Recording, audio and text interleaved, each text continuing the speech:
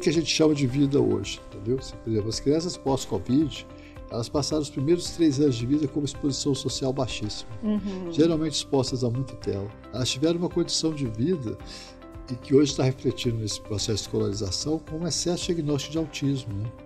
Mas elas têm sintomas autísticos, mas elas nem sempre são autistas.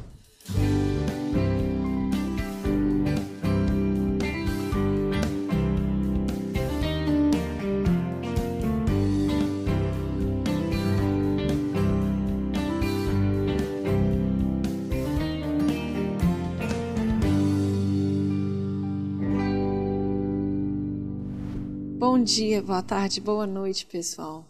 Bem-vindos ao podcast The Answer Within, ou A Resposta Interior. Eu sou Cristina Ceresalo e hoje nós vamos conversar com o psiquiatra Dr. José Belisário.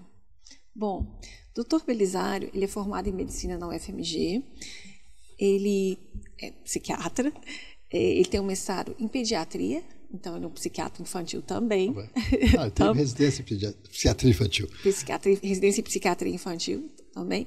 Também tem um doutorado em saúde mental e educação pela Fiocruz. Doutor Belisário tem muitos anos de experiência, né, doutor Belisário?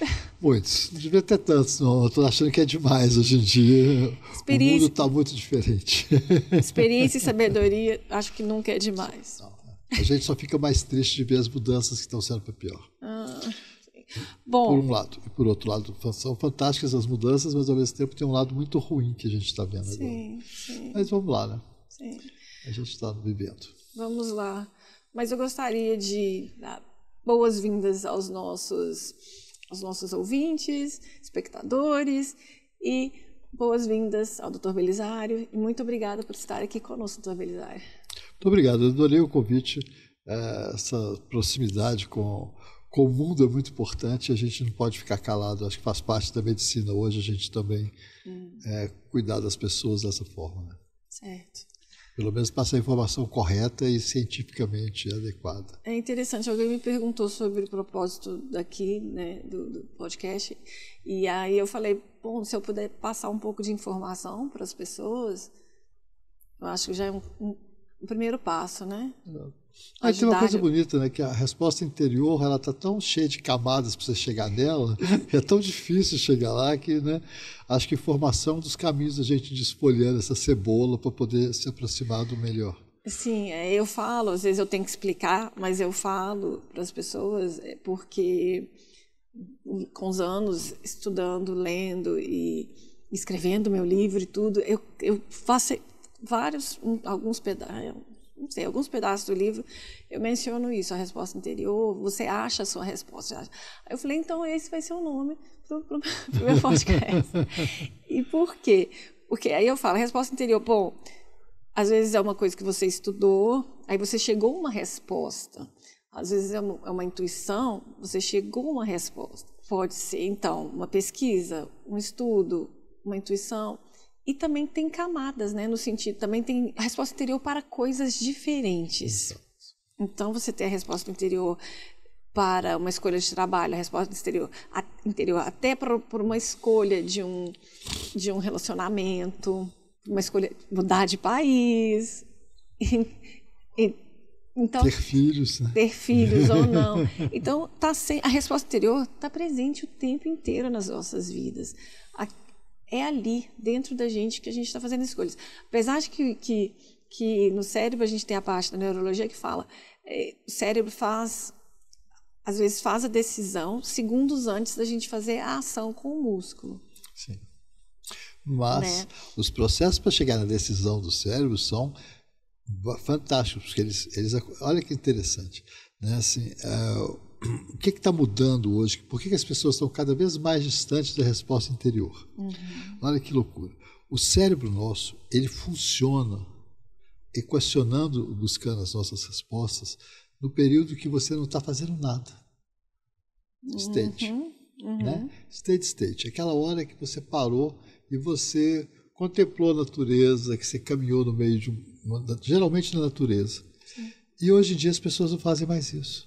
Porque elas estão com o celular ligado, elas vão para a natureza como obrigação que elas não entram nesse estado. Então, no amadurecimento das crianças, hoje isso é muito claro.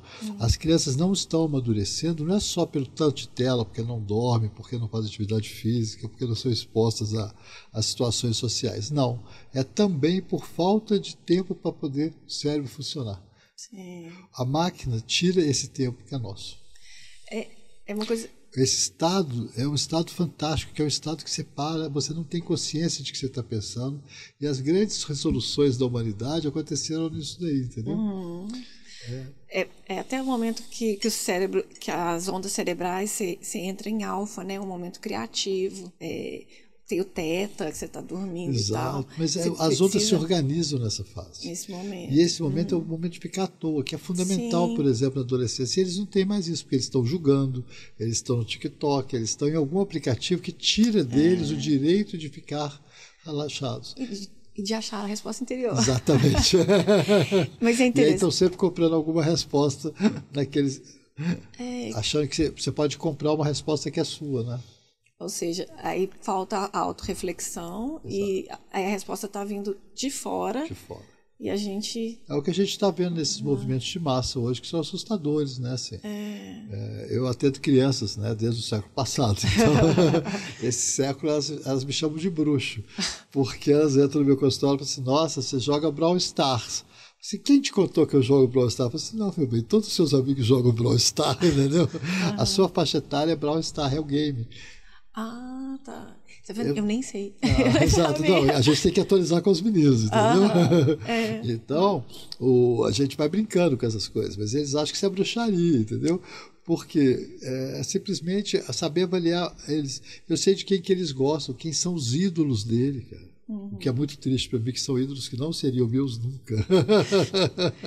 É uma coisa tão interessante, essa questão da educação, do que está acontecendo agora, porque todas as gerações, a gente evolui, a gente cresce. A gente rompe. A gente rompe paradigmas, cria novos paradigmas, desapega do umbigo, né? Exato. Maternal e tudo. Mas são transições que realmente cada geração olha para a geração passada, olha para a geração futura, o que está acontecendo. Sim, mas tem uma coisa acontecendo nesse século que é diferente.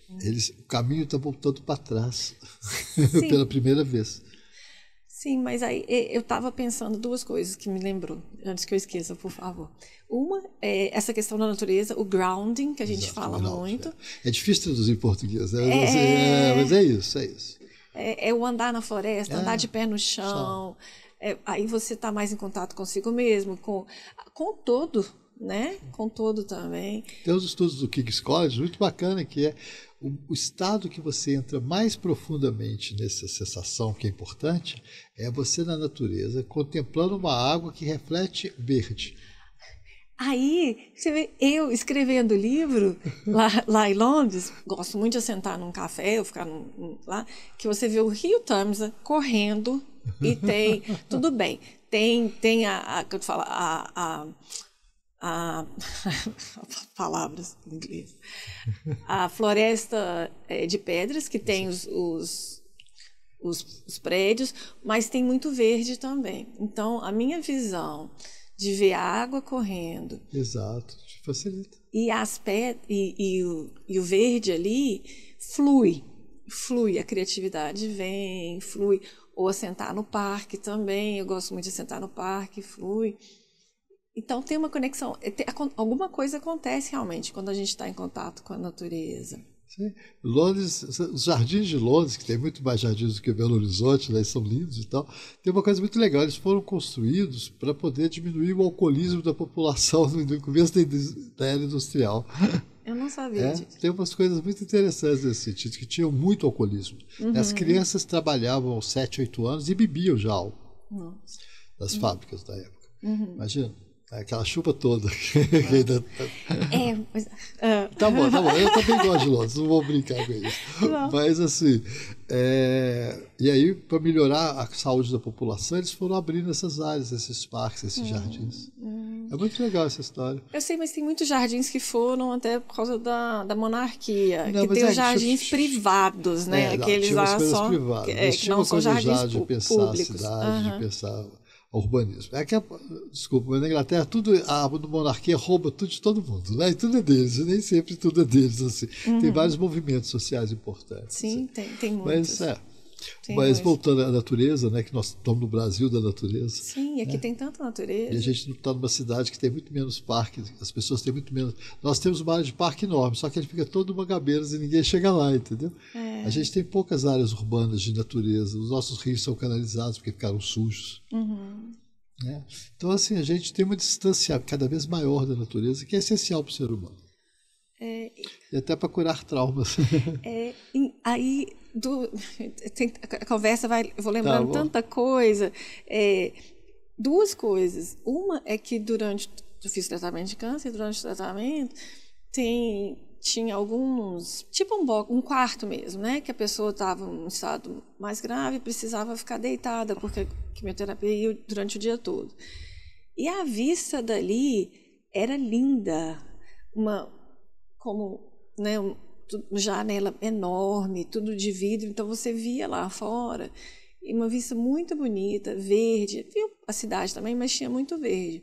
E aí eu fui pesquisar, e pessoas que estão passando por um tratamento grave, como às vezes de câncer ou outros, um tratamento sério, o contato com a natureza, as pessoas que estão ali enxergando a natureza, tinha uma melhor resposta do que lógico. É isso. A quem tivesse num quartinho de um cubículo todo uma fechado. Uma luz branca, sem ver a luz do sol. É uma coisa impressionante isso. Interessante. E interessante que Belo Horizonte, olha que loucura, Belo Horizonte era uma cidade curativa no começo do século. Sim. As pessoas vinham para cá porque tinha natureza, tinha uma temperatura muito agradável. Então, Belo Horizonte era meio tinha vários sanatórios de tratamento de tuberculose aqui por causa do nosso ambiente, que era saudável, era natural, era fresco. Sim. E nós perdemos isso, né? Nessa questão dessa urbanização maluca, sem respeitar os valores, entendeu? Sem respeitar os seres humanos. Mas como você disse, eu acho que a gente está voltando um pouco. Porque acho que está na hora disso. Esse contato. Acho que a gente está... Cada vez mais pessoas percebem isso. Porque a saúde mental ela está em todo lugar, está em todo canto. Aí a necessidade de achar a resposta interior, de voltar, não é uma questão egoísta, é uma questão de, quais os caminhos, quais as decisões que eu quero tomar na minha vida, né? Com doença mental ou não. Mas aquele momento, por exemplo, de reflexão, isso ajuda na saúde mental. Isso ajuda em você ter saúde mental, em manutenção de ter saúde mental. Né? Porque você vai entrando nesse rolo compressor de muita informação, vai tomando decisão em cima de decisão, no final você vai perdendo a sua saúde mental. E eu senti isso em mim durante a pandemia, porque eu fiquei numa situação muito adversa, né? Eu vendo as pessoas indo por caminhos completamente absurdos, próximas de mim, eu não conseguia explicar, elas não conseguiam me entender. E eu começava a ter cada vez mais informação e estava cada vez mais distante das pessoas que eu queria poder ajudar, entendeu? E vendo que eu perdi muitos pacientes, perdi familiares de pacientes, assim, foi muito triste aquele período. E eu entrei numa roda de neve, eu estava longe da natureza, eu estava só vendo notícias, eu estava só preocupado com o que estava acontecendo, né? Nossa, foi muito horrível, porque eu perdi os meus parâmetros de saúde mental, entendeu? Engordei, fiquei mais obeso, entendeu? Assim, perdi a atividade. Sabe, assim, foi uma coisa foi puxando a outra, porque você entra, você tem que saber parar para você ter a sua resposta das coisas, entendeu? Isso. Um dia eu disse, nossa, eu estou chato demais, eu não sei se eu era tão chato assim, entendeu? Mas assim, eu estou precisando de uma regulada. Aí que eu comecei a antenar, que assim, eu tinha entrado numa roda viva que não era minha. Aí precisou parar para refletir. A gente tem que parar, né? É interessante, aquele momento, a gente estava falando alguns minutos atrás, do cérebro precisar daquele momento de descanso para ele reestabilizar, absorver a memória também, passar a memória de curto prazo para a memória de longo prazo, né? Tem esse processo. Foi até um projeto que eu fiz na faculdade, sobre síndrome de Korsakoff, memória de curto prazo para longo prazo e tal. Isso é outra história. Sim, mas... E aí, porque esse momento, então, tive que parar para o cérebro dar aquela recalibrada, e aí recalibra o corpo todo também. E o sono é fundamental para isso. Sim. E as telas hoje tiraram esse sono da população. E o Brasil hoje é um dos países que dorme mais tarde do mundo, tá bom?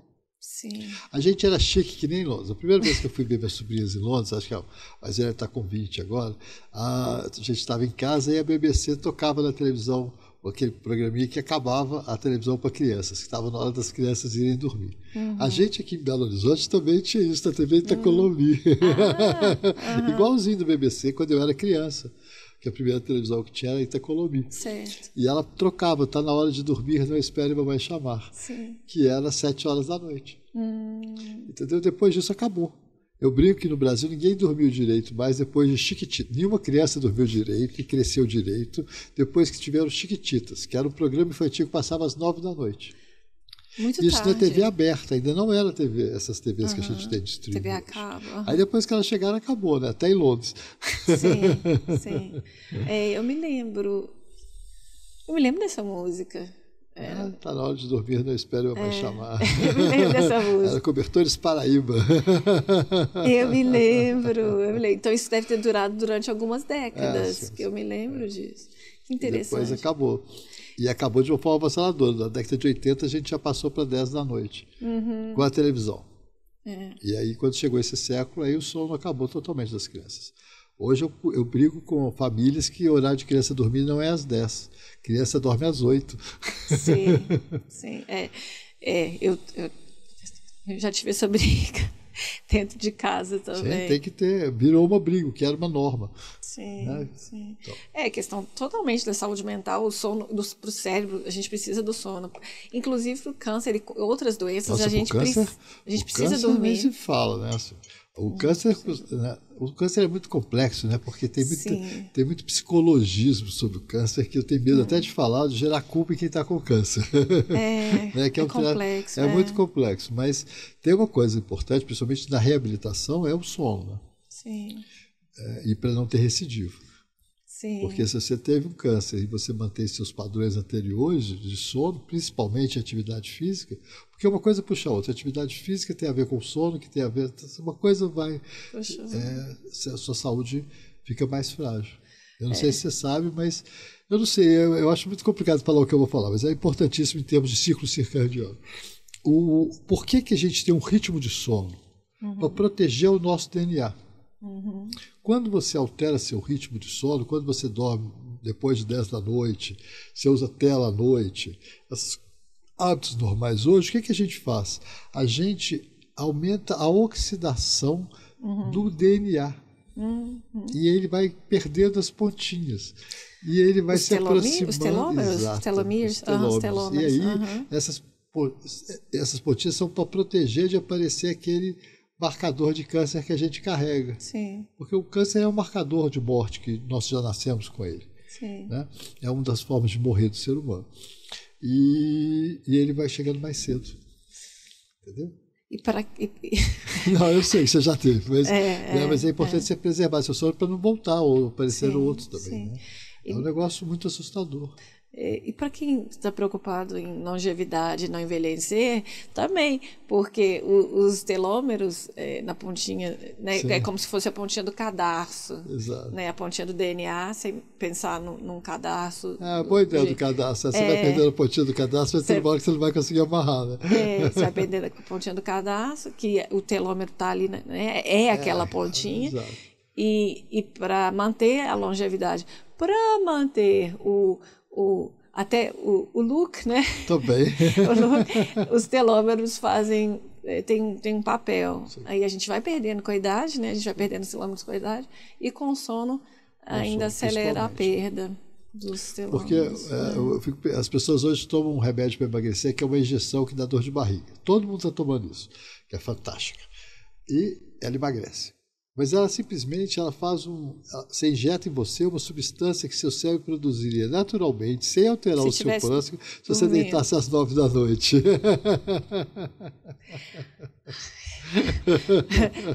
Gente, muito mais natural e saudável. Exato, se então, assim, a regular gente às vezes tem que medicar uma pessoa porque ela está deprimida e as pessoas, não, mas podia ser um tratamento natural. Eu falo assim, meu bem, como é que eu vou fazer um tratamento natural para quem não vive natural?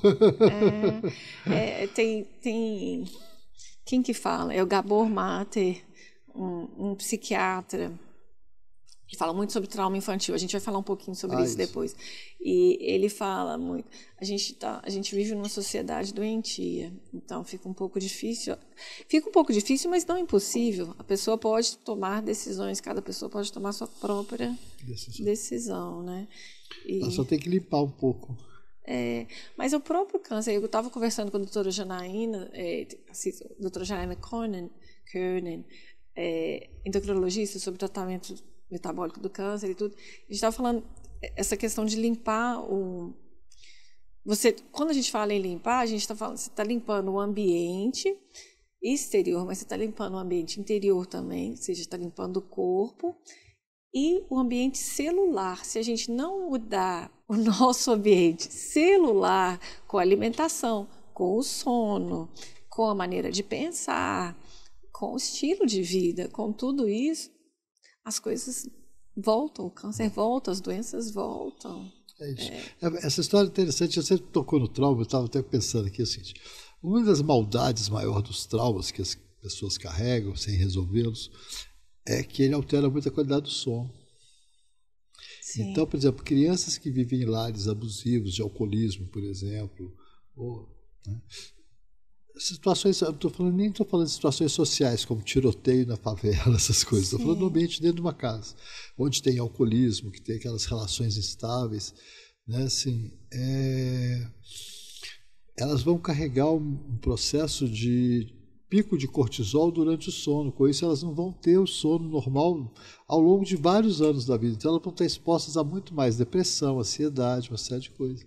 Uma criança que é exposta a um lar abusivo, ela carrega uma cicatriz nas vias serotoninérgicas. Então, ela sempre vai ter uma resiliência menor para suportar. Então, essa pessoa, se fica no celular a noite inteira, pode esperar que em menos de 6 meses ela vai ter transtorno de pânico, depressão, ansiedade, pensamentos suicidas.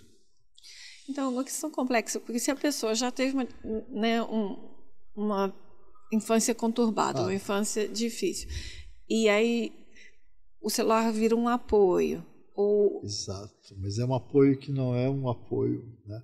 O celular pode ser um apoio por alguns momentos, para ela encontrar outras pessoas e tal, dividir as coisas, mas quando ela usa abusivamente, usa ele à noite, ou usa precocemente, né? Crianças que usam o celular antes dos 12 anos, com certeza vão ter mais problemas. Esse é um dado super importante que está cada vez mais claro. Aí você pensa, mas ninguém nunca falou isso. Assim, gente, ninguém falou, igual ninguém falou que o cigarro dava câncer. Até que chegou a hora que todo mundo não teve mais como esconder isso. A indústria tentou esconder há muito tempo. Encheu de cigarro no cinema, encheu de cigarro para lá. Mas depois ficou claro, não tinha mais como a humanidade seguir com aquele tanto de câncer que o cigarro produzia. É a mesma coisa o celular. Se a gente não vai continuar vivo se a gente não souber manusear, principalmente na infância. Porque ele gera trauma. Você não tem ideia das crianças que são traumatizadas pelo que os meninos veem hoje. É difícil controlar, né? Não tem controle, não tem. O controle é não, entendeu? Não pode. Não, os pais não conseguem ter controle sobre o que acontece ali. Desculpa. Mas você é mãe, você sabe disso. Quando as meninas eram pequenas, elas pediam o celular, fulano tem, ciclano tem, eu falava, não é minha filha, não é meu filho, não. Aí depois chegou um ponto que mas aí mudou de escola, precisava, sei lá, por segurança e tudo. Mas eu vi acontece uma mudança muito grande. Eu não estou falando que não seja benéfico, porque se a gente usar da maneira... Não, sim. Acredite, a quantidade de informação que você pode ter, que é fantástica, é genial. É um mini computador, mas... É fantástico. Esse aqui é um computador da IBM, esse celularzinho que a gente carrega deve ser um computador da IBM que usou na NASA lá para fazer a bomba, talvez seja até menor do que o celular desse. É como se a gente tivesse umas pequenas bombas atômicas aqui. Isso é uma coisa interessante, porque essa conversa por si só já é uma conversa que eu acho que daria outro podcast, porque para falar sobre tecnologia e saúde mental. Nossa, eu tenho estudado muito isso, porque eu vi muita mudança, né? Sim. Eu acompanho, eu brinco que eu atendo criança desde 1986, então eu comecei a atender crianças 10 anos antes da Revolução Digital, que é 96. E aí, 2005, que chega o celular, aí... Teve muita alteração, você vê? As crianças, o Esse comportamento. TikTok que está aí agora, esses short vídeos, é um aprimoramento de problemas. Então, como profissional, você viu bastante diferença nos comportamentos? Eu brinco que, assim, 80% do que eu trato hoje eu não trataria no século passado. É?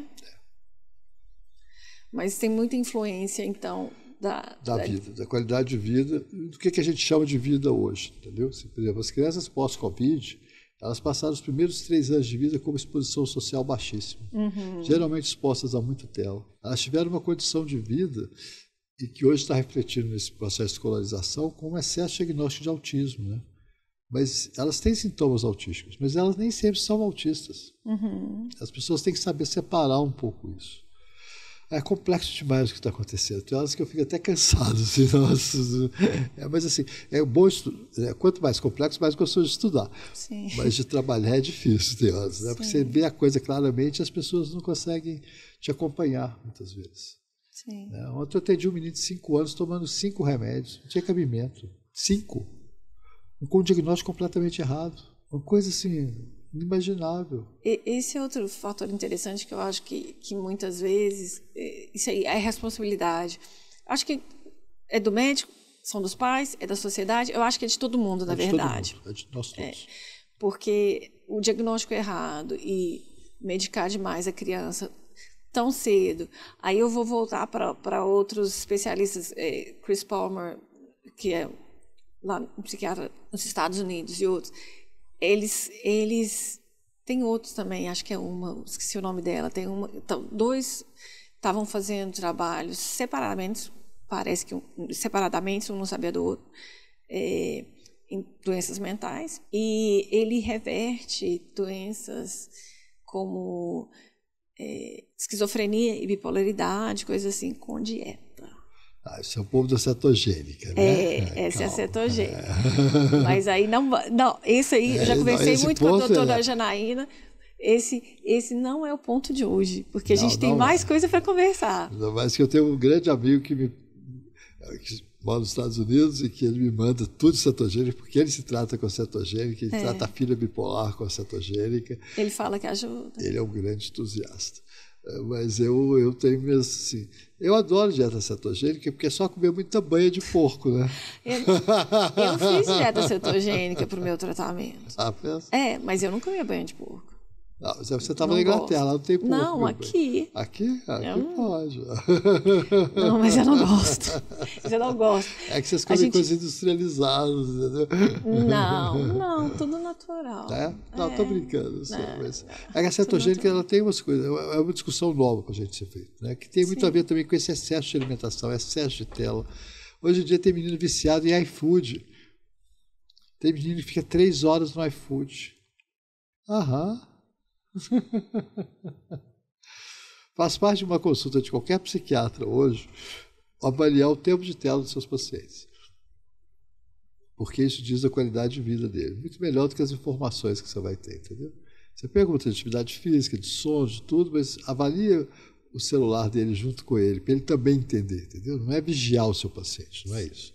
Ele tem que entender. As pessoas têm que criar os mesmos mecanismos. Não adianta eu saber, ela tem que entender por quê. Demora, mas consegue.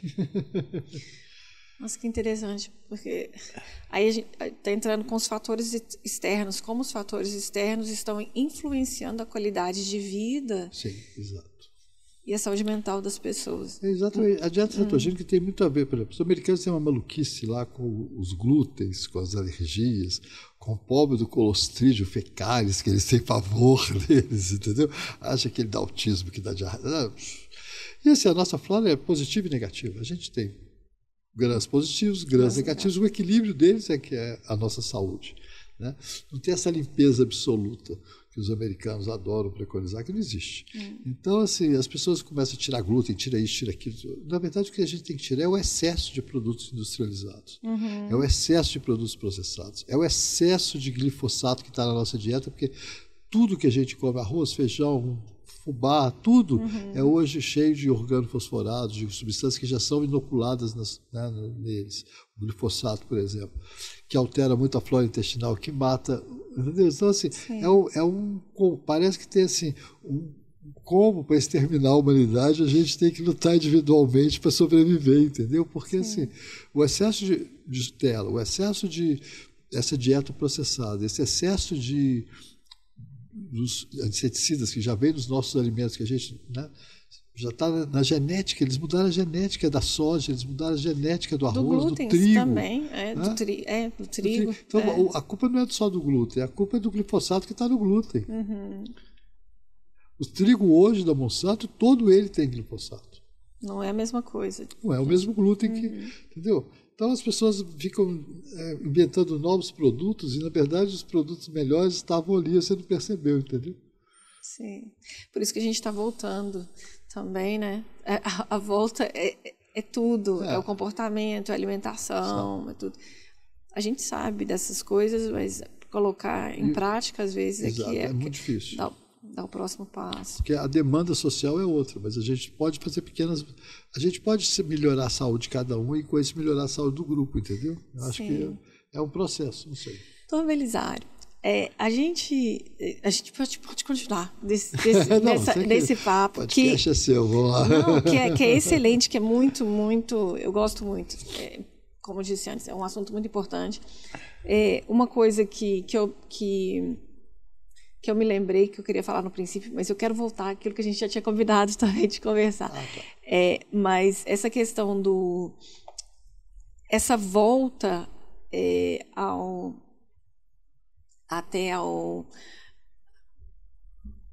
uma maneira mais limpa, mais saudável de comer, reduzir tempo na tela, relacionamentos, contato social, uma coisa muito importante. Eu acho que eu vi estudos, essa questão das crianças que estavam durante os primeiros, que eram bebezinhos durante o lockdown, as primeiras coisas, a questão de que poderia afetar o contato social, a interação, quer dizer, e afeta o contato social, mas o desenvolvimento cerebral, né? Porque a gente tem, como seres humanos, a gente tem a necessidade de relacionamento, de convívio. Mas espera aí. Aí a outra coisa era dessa questão que eu acho muito importante a gente lembrar, que nesse processo todo de voltar, que o cérebro precisa do sono, que o cérebro precisa desse reajuste, dessa limpeza, né? Porque é como se o cérebro se limpasse. Mas não é como se não, ele se limpa, literalmente. A barreira hematocefálica, ela libera para você tirar. A glia se alimenta do sono, porque é a hora que a barreira deixa entrar substâncias, e também tirar o que está sobrando, o lixo que ficou do nosso processo metabólico. E isso acontece durante o sono, até isso as pessoas perdem. Diminuir a sua limpeza do cérebro, que nesse contexto é a limpeza. Não é só o que é limpo nutre, né? É muito legal, né? Quando você abre, o cérebro nosso é protegido por uma barreira hematocefálica que é super sofisticada, é uma barreira que não deixa entrar coisas que não deveriam estar no cérebro. Então você libera para poder entrar coisas à noite, que é a hora que você nutre o cérebro. Nesse sono das 10 da noite, 11 horas da noite, que ninguém mais tem. Do córtex cerebral ser protegido pela barreira hematocefálica, que ela só libera ele à noite para ele ser nutrido e limpado. Enquanto você perde também é a mesma forma de oxidação, é mais uma oxidação que a gente aumenta do nosso organismo. Então, quando você não tem um sono regular, né, 3 horas depois que escurece, ou que você usou tela nesse período, você tem um sono pior, de uma qualidade pior, no sentido de proteção da sua vida futura. Da mesma forma que para o seu DNA também, entendeu? Então, assim, a discussão do ciclo circadiano, do tempo de tela, do tempo de uso disso hoje é fundamental para a gente salvar essas crianças, por exemplo, que foram traumatizadas, que são mais sensíveis a esses processos, entendeu? E se a gente for pensar no Brasil, as pessoas acham que trauma é superação. Eu não gosto da palavra superação, entendeu? Eu acho que assim, meio parece meritocracia, sabe? Assim, ele tem muito valor porque ele superou o trauma. E os que não têm aquele valor porque o trauma foi maior, você não consegue medir o tanto, entendeu? Individual. É individual, Sim. gente, né? Então, a reação ao trauma exato, individual também. É igual depressão, sabe assim? Não sei quem teve depressão e nem tomou remédio, salvou. E você fica aí tomando remédio no melhor, entendeu? Sabe, tem um julgamento moral por trás da saúde mental, muitas vezes, inclusive do trauma, que quando você fala superar, é uma palavra meio... Sabe, assim, na verdade não é superar, não tem como superar. Você tem que achar a sua resposta àquilo que você sofreu, entendeu? Sim. Eu acho, não sei se você pensa assim, mas eu acho que às vezes essa coisa de superação é bacana para quem superou, que é, teoricamente, mas para os outros que não conseguiram, entendeu? Fica uma culpa maior, sabe? Você acha que é muito triste isso. Na verdade, as pessoas, cada um vai encontrar a sua resposta. A gente tem que respeitar a resposta de cada um. A gente tem que respeitar os seres humanos que estão do seu lado e não ficar cobrando superação, mérito, né? Assim, a gente tem que... Nós vivemos num ambiente muito hostil. O Brasil não é um país é um país que todo mundo supera, né? Porque nada foi feito para a gente ficar onde está, entendeu? Mas eu queria proteger mais essas pessoas, ser menos exigente com elas, sabe? Acho que às vezes o caminho é individual, a pessoa demora para chegar em certas coisas. É aquilo que eu expliquei. Hoje em dia, esse tanto de desvio impede as pessoas de encontrar as suas respostas. Sim. Sabe que teve uma história de contágio muito maluca que tem a ver com TikTok? Na pandemia, no meio da pandemia, surgiram casos na Alemanha, depois em outros países, de crianças que tinham tique copiado. Elas iam para o hospital com um tique, né? Eu tive um caso que é uma menina que tinha uma tosse. Ela ficava tossindo, ela passou uma semana internada, porque no auge da pandemia de Covid, ela tinha uma tosse que nada passava a tosse dela. Essa epidemia, o que era a tosse dela? Era um tique vocal. Sabe aonde que ela aprendeu esse tique vocal? Vendo crianças com Tourette no TikTok. Foi uma epidemia no mundo, teve vários casos. Eu tive um só no Brasil. Mas olha que loucura. Então, assim, crianças foram internadas, tomaram Aldol, tomaram Orap, tomaram um tanto de remédio, porque elas tinham um tique, que elas tinham, como elas eram adolescentes, e elas tinham predisponibilidade para o tique, quando elas começaram a entrar no TikTok e tinha muita criança com Tourette no TikTok, aí todo adolescente adora essas coisas diferentes, aí eles começavam a copiar automaticamente, sem perceber que estavam copiando. Foi uma epidemia. Foi uma doença provocada por short vídeos, TikTok, cara. Isso nunca existiu na humanidade, entendeu? A gente já teve epidemia de histeria, aquelas coisas de suicídio, de fantasmas, de adolescentes, essas coisas, né? Assim, aquelas convulsivas em série, mosteiros. É clássico na psiquiatria, assim, o contágio emocional. Contágio emocional. Né? Mas esse caso foi de TikTok. Nossa, isso é muito grave. É muito louco, gente. É muito As pessoas louco. têm que parar e ficar atentas. Isso é relatado. A gente já viu, eu já acompanho esses casos. Essa minha paciente acabou o problema. Mas olha que loucura. O Tourette é uma doença clássica da psiquiatria, descrita desde o século XVIII. Né? Assim, e é o tique vocal, que tem aumentado um pouco. Mas a gente agora tem que discriminar o que é Tourette mesmo, o que é Tourette daqui, o que é autismo mesmo, o que é autismo like, entendeu? Como se fosse autista. Como se fosse. Aí vem exatamente o contágio emocional. Não é um vírus, é o comportamento. Exato, é uma coisa comportamental. Até pela sensação de que nós, como seres humanos, a gente quer pertencer a um grupo social. Exato. Pertencer a um grupo social. Seja, então, por exemplo, né, adolescentes, adultos, não interessa a idade, a gente quer sempre pertencer. A gente sempre tem um pouco de adolescente que quer pertencer ao grupo, né? Sim, então, todo mundo faz parte, né? E essa sensação... À medida que a gente vai ficando velho como eu, você vai perceber que dentro de você tem vários que estão aqui, sabe? Aquela criança chata, aquele adolescente pernoso, sabe? Você vai vendo que todo mundo está aqui dentro. Você pôs mais uma camada só. Várias facetas da mesma pessoa. Mas a gente não abandona as outras, não. A gente muda, esconde algumas, mas a gente carrega as nossas idades. E a adolescência é essa idade do social, né? Sim. Me preocupa essa questão agora da modernidade, da tecnologia. Por exemplo, eu fiquei sabendo grupos que você acha na internet, adolescentes, falando sobre pacto suicida. Ah, É uma coisa... Gente... mas eu tenho ideia do que é que eles veem, desculpa. Ai, eu até arrepiei, porque isso é uma coisa muito... Uma menina me mostrou grave. um círculo deles, que isso não é Deep Web, tá? Isso está no Twitter, está no Instagram, tá, gente? Isso que é importante saber, porque as pessoas ficam achando que é só para hacker. Não, isso está na superfície. O que está no profundo eu nem vou falar.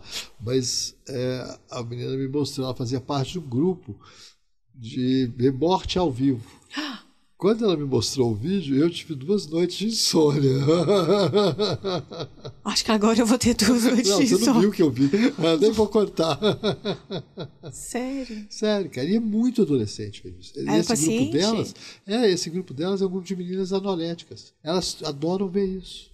Oh, meu Deus. Exato, cara. Mas já tem anorexia, que é um trem complicado, e ainda ajusta mais uma outra coisa. E todas com IMC de modelo, né? Lindíssimas, magrelíssimas.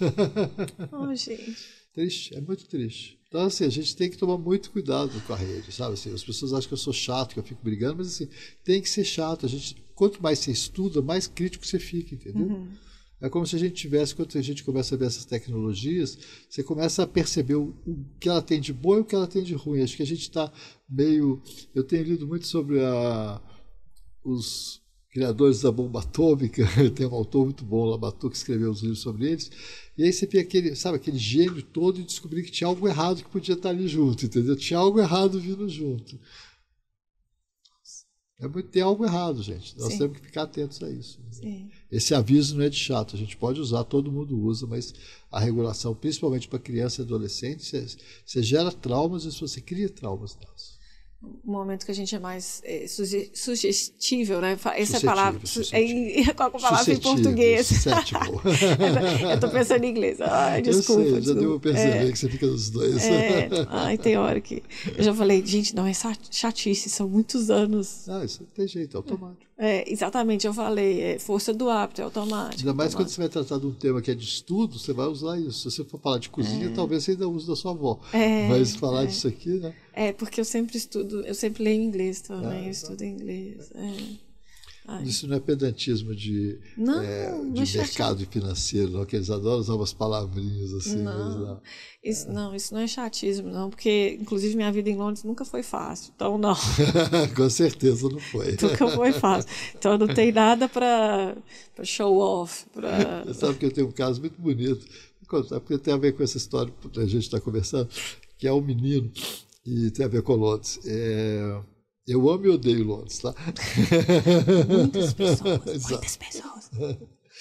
Mas esse paciente meu, ele nasceu em Londres, os pais eram imigrantes. A mãe teve uma depressão gravíssima pós-parto. Ele nasceu, sabe quando? Ele nasceu no dia setembro. Imagina o que ele viveu, com a mãe deprimida dentro do apartamento do Brixton, que era o Brixton antigo, nem era esse Brixton chique agora, entendeu? Brixton antigo. Exato. E esse menino chegou no meu consultório muito autista. Ele estava com uns 4, 5 anos. Hoje em dia eu adoro ele é um cara bacana demais. E ele faz... E como ele é o único mineiro que está lá, eu não posso falar o quê, mas ele faz um curso na Europa de astrofísica, ele acabou de entrar no doutorado direto. Nossa, inteligente. Não, super genial. E ele era um autista muito grave, mas ele foi evoluindo, sabe? Porque a situação de vida dele no primeiro ano de vida foi horrível, foi quase uma situação de pandemia, né? Ele fechado com uma mãe deprimida dentro de casa e o pai vivia de fish and chips. Então ele passava o dia na rua vendendo fish and chips, entendeu? Esse menino hoje está bárbaro, né? Mas ele foi evoluindo, entendeu? A mãe dele brigava muito comigo, que eu sempre trocava o diagnóstico. Quando ela queria uma coisa, eu falava outra. Então, assim, porque não é o diagnóstico que é importante nessas horas, é o cara, é entender aquele sujeito que está ali, que você está tratando dele, que você pode tratar. É diferente de quando você vai estudar, que você precisa de um modelo, entendeu? E esse menino é muito bacana porque ele foi se organizando e foi mudando os diagnósticos ao longo do tempo, que é isso que a gente quer com as crianças, entendeu? Que elas possam amadurecer, desenvolver. É isso que a gente tem que oferecer para uma criança. Então, uma organização cerebral e organização dos sentimentos, das emoções. De tudo. E essas telas na adolescência dificultam muito isso. E isso foi realizado com terapia, conversando? Terapia, medicação. Medicação não, também? Não é medicação muitas vezes. Não, nada. Às vezes não. Uhum. Eu sou muito fã de uma alimentação boa, de repor algumas coisas importantes, mas feitas de forma adequada, né? Sair comprando qualquer uma que está disponível na internet. Não? Sim. Assim, a gente tem que estudar muito. O que é simples dá muito mais trabalho para a gente estudar. Sim, é verdade. A questão também de individualizar, né? Cada paciente é... Exato. As pessoas perderam isso. Porque é como se as pessoas pegassem estudos modelares, né, que a gente modela para fazer estudo, e querer aplicar no sujeito. Não é isso, entendeu? Assim, é ótimo que eu tenho o grande estudo da risperidona no século passado, que mostrou que ela funcionava para crianças autistas, para algumas coisas. Sim. Mas daí você sai dando para todo mundo que tem alguns sintomas autísticos risperidonas, está errado. É porque ela tem efeitos colaterais, tem problemas. As medicações são fundamentais. Eu adoro medicação psiquiátrica, adoro estudar psicofarmacologia, minha área né, que eu sempre gostei muito, mas a gente tem que saber usar. E quanto mais você estuda, mais você sabe usar. Você precisa estudar a parte boa, a parte ruim, a parte dos defeitos, a hora certa, entendeu? Ter sintomas-alvo, saber o que você está fazendo. Não é ficar no TikTok prescrevendo, entendeu? É triste isso hoje, mas bom, é o mundo que está aí. Mas acho que a ideia do podcast é que para a sua saúde, cuide bem do seu sono, cuide bem do seu tempo de tela, entendeu? Uma das coisas que afetam muito, né, a saúde mental, e não só a saúde mental, todas as áreas do organismo, da saúde, né, a gente falou sobre câncer e todas as outras. Eu queria também falar sobre uma coisa que você mencionou, que eu falei, limpeza, né? Quando eu penso na limpeza, vamos limpar tudo, vamos limpar o ambiente. Mas também, quando a gente está falando de limpeza, é uma coisa que eu achei bem colocada. Não é uma limpeza, porque você limpar tudo, é uma questão de passar para as coisas mais naturais. Exato. É o que a doutora Jarena também já falou, que eu já escutei muito, que eu tento fazer, descasca mais, abre menos. Né? Abrir enlatado. Essa frase é ótima. Né? Descasca mais do que abrir enlatado e abre menos. Porque eu brigo no consultório o seguinte, vai para o sacolão, não vai na padaria. Certo. A questão natural e da questão da limpeza, porque me fez lembrar de outra coisa, que o excesso de limpeza, eu também já mencionei isso, o excesso de limpeza não é necessariamente o melhor para o corpo, porque o sistema imune ele tem uma... Vamos explicar isso direito para não sair errado e a pessoa achar que escovar o dente não precisa. Pelo amor de Deus. É uma coisa assim.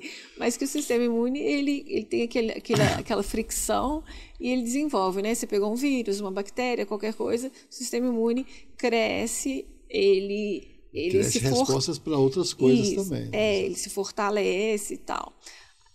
Mas a OCD, né, o processo compulsivo disorder, desordem obsessivo compulsivo, é o toque. É o toque. Transtorno obsessivo compulsivo em português, OCD. Que tem uma relação com o Streptococcus. Uma das sensibilizações. O toque não é relacionado só ao Streptococcus, é várias questões. Mas tem a questão genética, tem várias questões. E uma delas é a sensibilização do estriato pela streptolisina, do Streptococcus. Interessante. Tem umas teorias genéticas até bacanas, não vou entrar nisso não, mas assim, tem a ver até com a limpeza, que assim, os judeus que...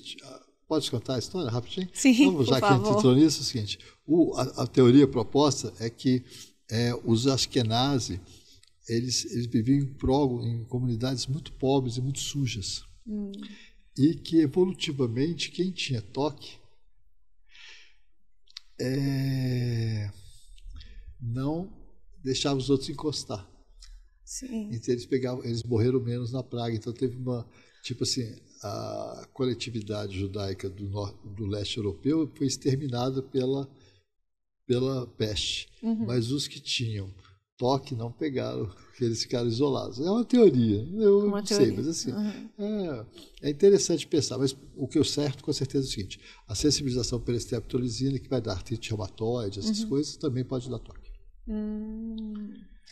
Olha que interessante, porque eu estava até dando uma olhada nisso, as questões genéticas dos transtornos mentais, porque eu estava pensando, eu ia até perguntar para um especialista, qualquer transtorno psiquiátrico, doenças mentais, existem vários, né? E agora o CID parece que aumentou, o sistema de classificação aumentou, parece que está aumentando, e às vezes alguns diagnósticos até questiono, né? Sem ser especialista. Não, mas a questão é uma forma de pensar as coisas, sabe? Assim, essa forma americana, pragmática de pensar, né, que é o DSM, que agora o CID incorporou, você acaba tendo coisas que são muito parecidas. Então, quando você vai estudar o que é toque, o autismo, por exemplo, ele bate com várias outras doenças da infância. Não é específico mais a sintomatologia.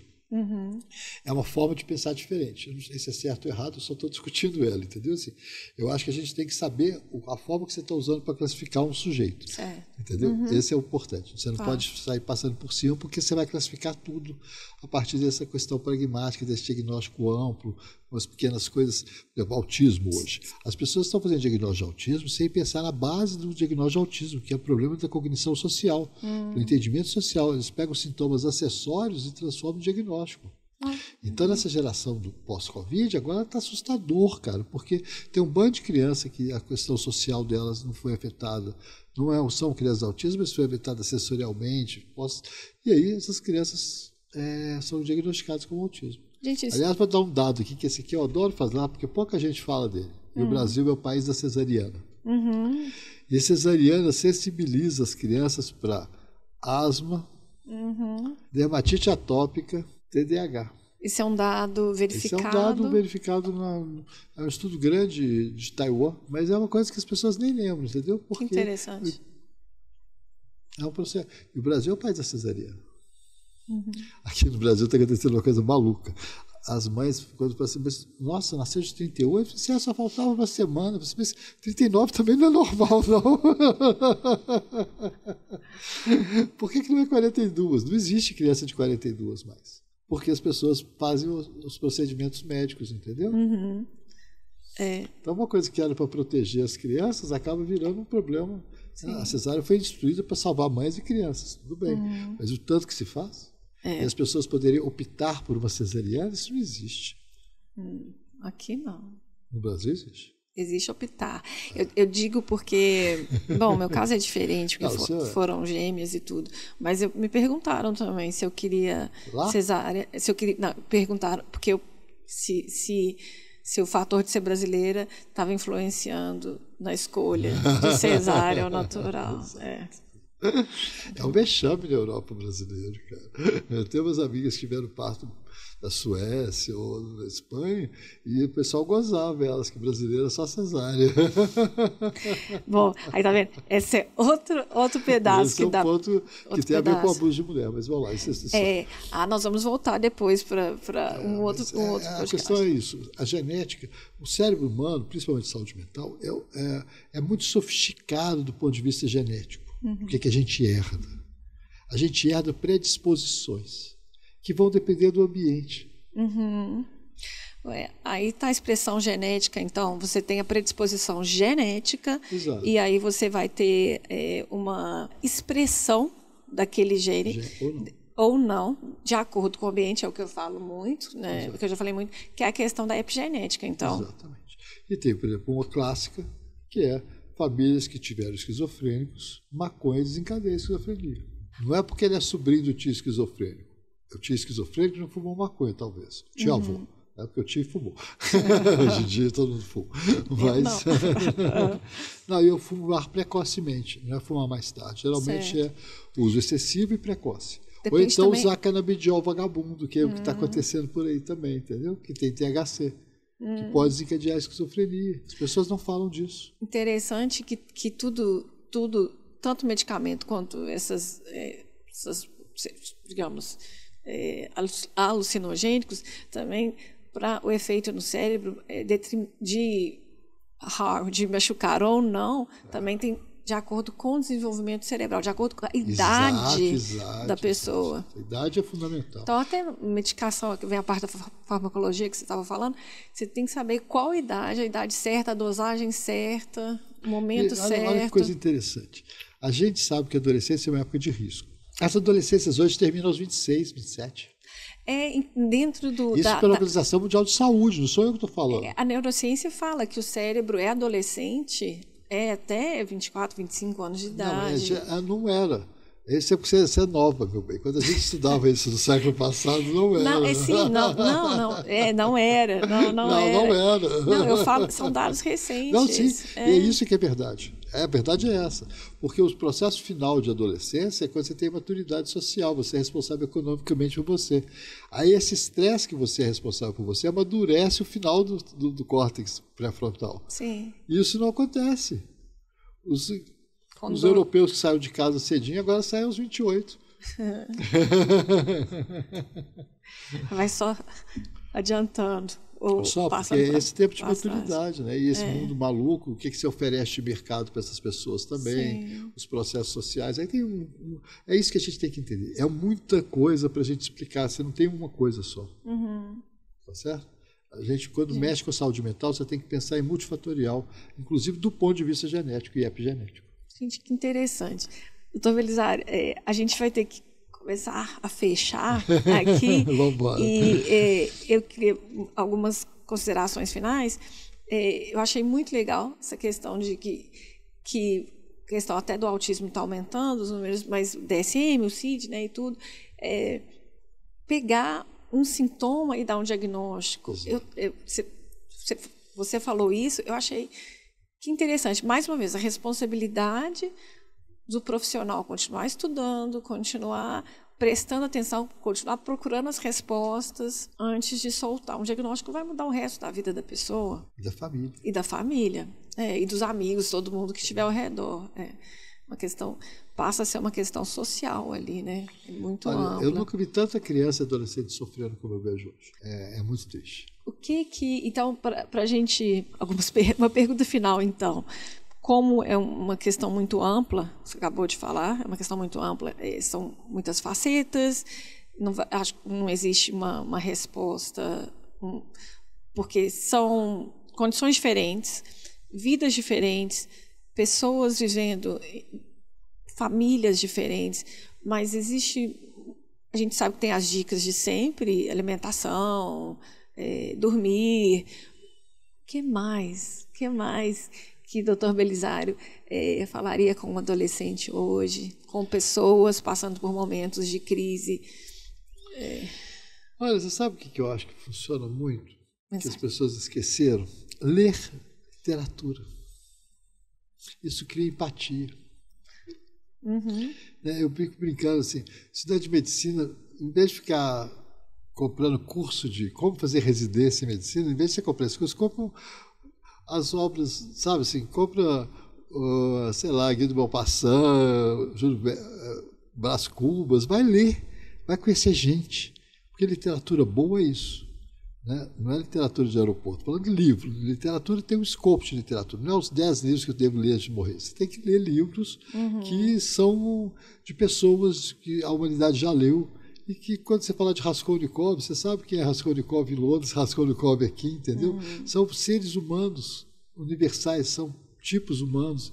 E com isso, você quando atender um Raskolnikov, você vai ter 2 vezes, entendeu? Você vai pensar mais sobre aquela pessoa que está ali. A literatura dá para a gente isso, entender os outros. Eu acho que eu sempre falei isso para os meus pacientes, mas hoje em dia estou afirmando isso mais fortemente, entendeu? Assim, porque a gente tem acesso a muita coisa e fica todo mundo vendo só série, filme, entendeu? E vão ler, gente, vão estudar, vão conhecer gente. Até o nível de atenção diminui, né? Ainda mais o TikTok, 2 minutos, 3 minutos. O TikTok, se for aí, dá para fazer um podcast inteiro da desgraça aqui. Mas a série também é isso.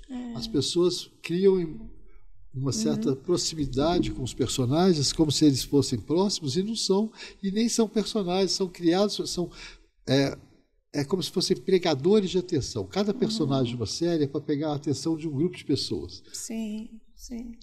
Tem que prestar muita atenção. Eles não são construídos como personagens, eles são construídos como artimanhas de atenção. Quando você falou de literatura, eu pensei em duas coisas. Poema, Uma Pedra no Caminho, Carlos Drummond de Andrade. Tinha uma pedra no caminho, no caminho tinha uma pedra, aquele poema dele. Aí eu pensei, se a gente não parar para pensar na pedra, às vezes você usa a pedra, tem um buraco ali, você põe a pedra, você atravessa, você consegue usar a pedra como para tampar o buraco. Uma pinguela. Aquela história, né? E isso, né? Aí tá essa correria do mundo moderno e tal, e a gente não para pensar. E o que mencionou muito, essa questão do cérebro precisar, aquele momento de limpeza e tudo. Quando... eu não sei se ela vai ficar brava comigo, mas quando as meninas, ambas, elas eram menores, às vezes, bem pequenininhas, às vezes ficavam, de repente estava deitada no chão olhando para o teto, depois brincou, aí parava, aí ficava lá deitada, aí eu falava, ficava, naquela época, mãe sozinha e tal, correndo, falava, o que você está fazendo deitada no chão? Vamos. Aí depois de um tempo, eu comecei a raciocinar, gente, é um momento meditativo da minha filha. Lógico. Ela está processando as brincadeiras, tudo que ela fez, tudo que aconteceu ali naquele momento. Está lá feliz da vida, ficar deitada no chão, olhando para o teto. E é nessa hora que você descobre que a pedra pode virar pinguela. Exatamente. É por isso que eu falei da pedra antes. Exatamente isso. Essa é a hora que você descobre as saídas. Não é quando você está pensando a saída, é quando você está... É um momento meditativo, que o cérebro está ali processando as informações, aquele momento que a gente precisa de fazer nada. Contemplar. Mas, né? Certinho. Doutor Belisário, muito obrigada. Eu acho que mensagens vão continuar vindo. Tem muitas, né? Tem muitas, mas a ideia é essa. Eu acho que a consideração final é isso. A gente está precisando voltar a contemplar. A natureza. Obrigada. Olha, gente, eu acho que todo mundo vai gostar. Foi um assunto muito rico, tem várias facetas, dá para entrar em cada uma e conversar mais e mais e mais, e o assunto não acaba. E eu já vou fazer, porque a gente tinha combinado falar sobre abuso sexual, que é um tema muito importante também. Então, já estou convidando o doutor Belisário para um próximo... Com certeza. Um próximo podcast para a gente conversar sobre isso. Tá bom? Sim. Se agenda, me fala. Muito obrigada, te agradeço muito. Muito obrigada por tudo. Prazer. Muito obrigada. Gente, fiquem ligados para a próxima. Muito obrigada por estarem aqui. Obrigada, doutor Belisário. Obrigada, tchau.